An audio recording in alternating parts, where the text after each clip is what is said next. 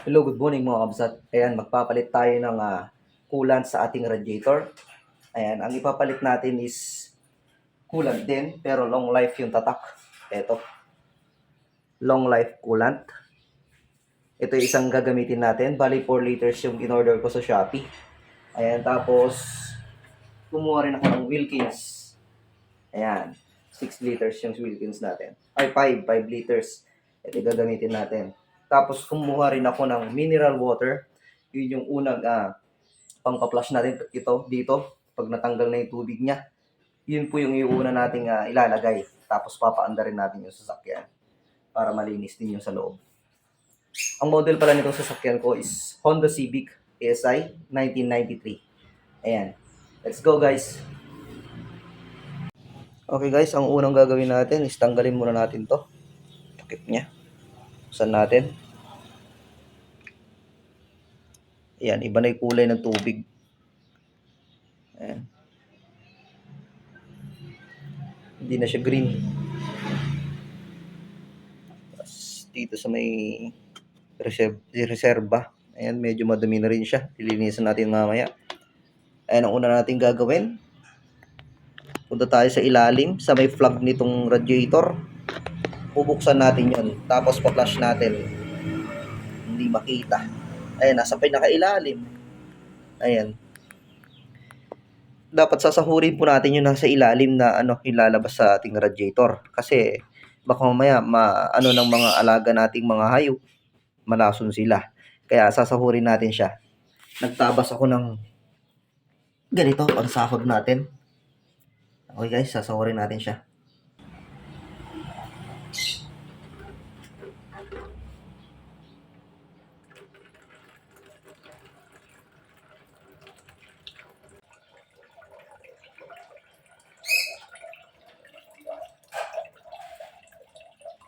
Ayan, sumirit kalakas.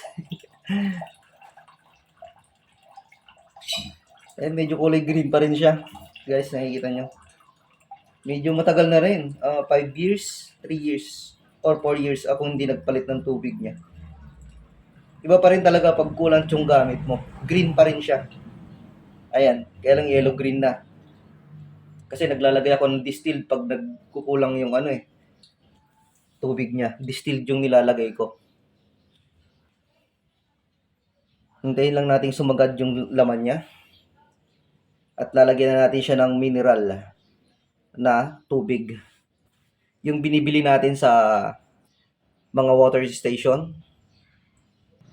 Okay guys, ito ilalagay natin na tubig. Ayan, binili ko lang yan ng 25 pesos. Ayan. Yan ilalagay muna natin na pang linis sa loob. Okay guys, ito ilalagay natin tubig. Nagaling ng mineral. Ayan, binili ko yan sa water station. Paulit-ulit. Ayan, lalagyan na natin guys.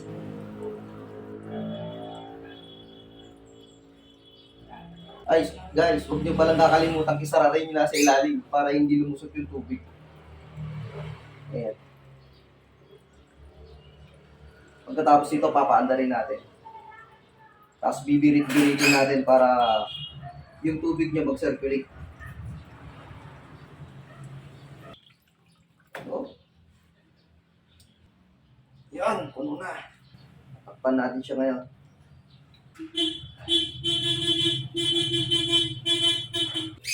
Saka natin paanda rin yung makina guys.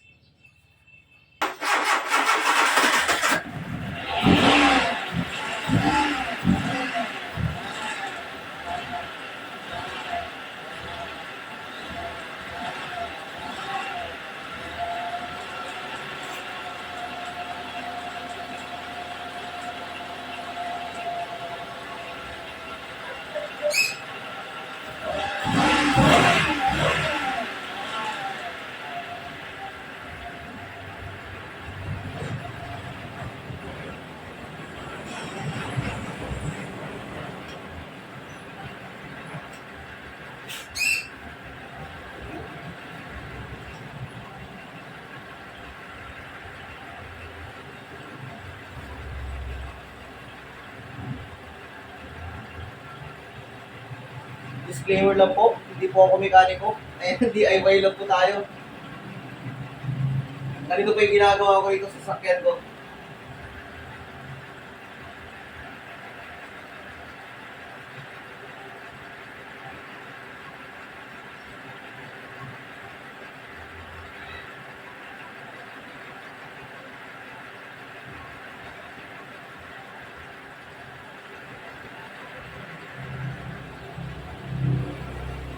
Pilitin natin guys.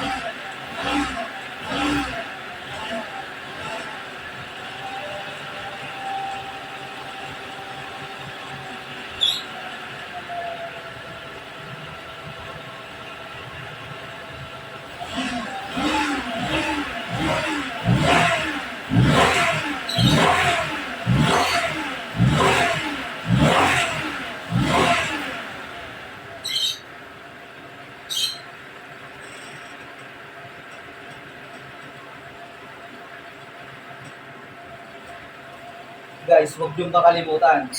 Pag commander to kasi, iinit po yung radiator din natin. Kailangan mo po natin bubuksan tong takip kasi malamig po yan. Ay, mainit po yan. Mayroon po siya, baka may ano siya, tatalsik po yung ano dahil sa init niya. Kailangan palamigin po na natin siya. Mas maganda, patakbuhin muna natin itong sasakyan. Guys, patakbuhin muna natin. Guys, ito pala yung natanggal ko sa coolant ng radiator ko. Ayan, medyo green pa siya. Ayan, sa loob ng 5 years na hindi ako nagpalit ng coolant. Ayos pa naman siya, goods pa siya. Ayan, kaya kailangan purong coolant or lagyan nyo lang ng distilled water. Pwedeng-pwede na yan, guys.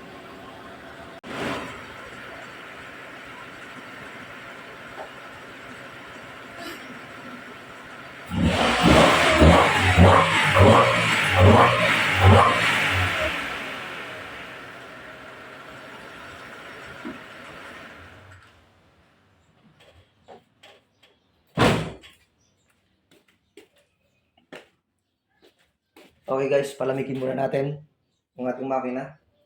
Ayan, mapakainit po yan. Huwag muna natin bubuksan to guys. Yung takip ng radiator kasi baka may chance siyang magbulwak. Okay, ang gagawin muna natin habang pinapalamig natin yan. Itong reservo niya, lilinisan natin. Gagamitan natin siya ng buhangin para yung mga nasa loob is matanggal. Okay, linisan muna natin siya guys. Okay guys, madali lang tanggalin to. Ayan, tingnan nyo ko so. Napakadumi. Ayan. Ito, tatanggalin mo lang to. O, yan o. Lilinisan natin tong hose. Tapos itong reservo niya, nakasabit lang to sa baba. Ayan, gaganito lang natin. O, tanggal na siya. Para malinis siya sa loob. Ayan. Okay guys, linisan na natin. Maghahanap tayo ng buhangin ngayon. Guys, ito na yung reservoir ng coolant natin. Ayan, hindi masyadong nalinis kasi luma na. Palitin na rin to. Ayan. Lagyan na natin guys.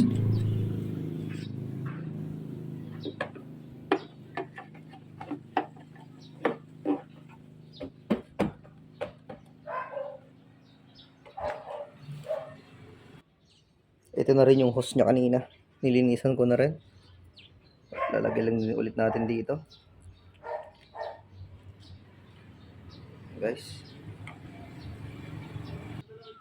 Guys, tinanggal ko ulit yung reservo. At lalagyan na natin ng coolant.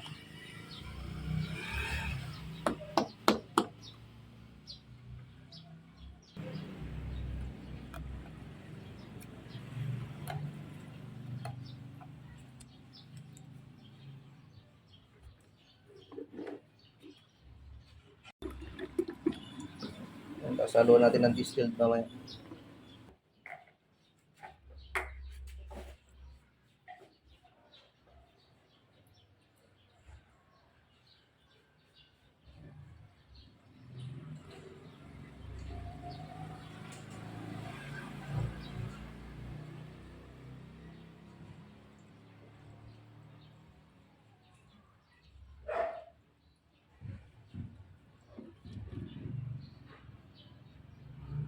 Okay guys, kalahati muna. Haluan natin siya ng distilled water.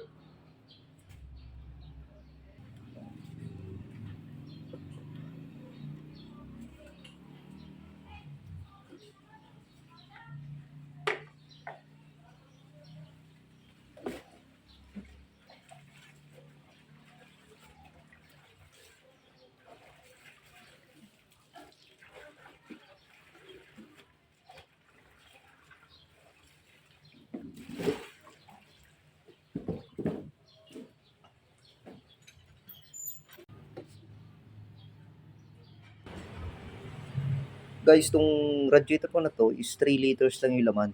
Ayan. 2 litrong coolant yung nilagay ko, tsaka isang distilled water, 1 litro. Ayan, puno na siya. Pero pag pinandar natin yan, sigurado mag-circulate pa yan. Babawasan pa yan. Kaya maglalaman ulit tayo ng purong coolant na lang. Okay guys, pandarin natin. Yun guys, sumaandar na. Check natin kung nabawasan na yung tubig. Abang hindi pa masyadong mainit para makita natin. Yun, pumasok yung tubig niya. Tingnan nyo guys. Oh, nawala yung puno. Dadagdagan natin ngayon.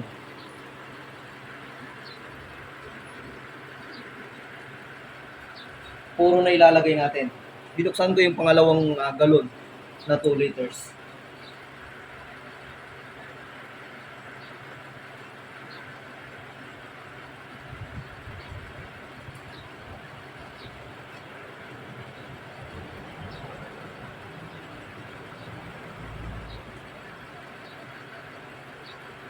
And guys, nagsisirculate siya sa loob. Kinukuha niya ulit. Oh, puno na kanina, ngayon wala na naman.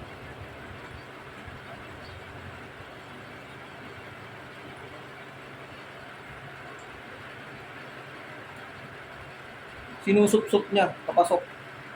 Ubus na naman.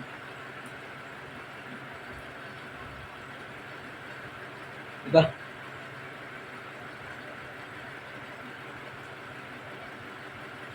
Puro na tong nilalagay natin. Pag nagawa ko na ulit to, habang hindi pa masyadong mainit, pwede nating ganito. Ayan. Takpan ulit natin guys. Para hindi siya tumalsik. Guys, nagsilinyador ulit ako para mag-circulate siya. Ngayon, medyo mainit na siya. Huwag na nating buksan. Medyo mainit na siya. Baka mamaya tumalsik. Kaya mamaya na lang, pag malamig ulit, bubuksan natin tapos dadagdagan. Ganun lang guys. Pag kulang ulit, dadagdagan ulit natin ng kulan hanggang sa mapunta siya sa puno niya. Ayan, ganun lang po. Maraming salamat po sa inyong panunood. Kung nagustuhan niyo po itong video ko na to sa YouTube ko, ayan, paki-follow naman po ako. At pa-subscribe na rin. Ayan, thank you po. God bless po sa inyong lahat. Bye-bye.